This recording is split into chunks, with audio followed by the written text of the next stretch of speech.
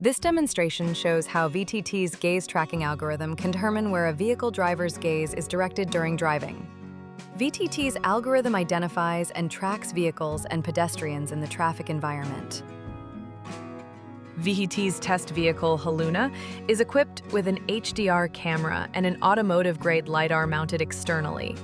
The sensors are installed in a sensor box on the roof of the vehicle to ensure optimal visibility.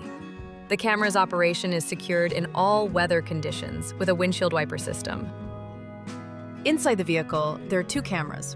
One is directed straight at the driver's face, while the other is positioned to capture both the driver and the front passenger in the same frame. For the most accurate estimation of the driver's gaze direction, the vehicle's sensors have been cross-calibrated.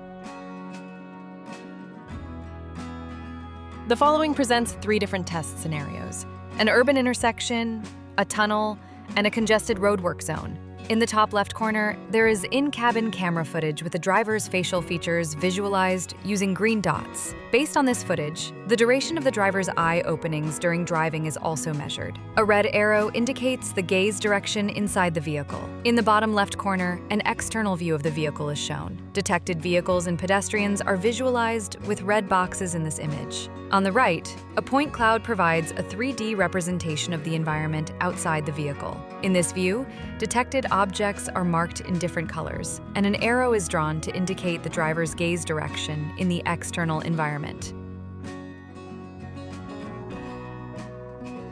The next steps in the project involve collecting test data with multiple different test drivers.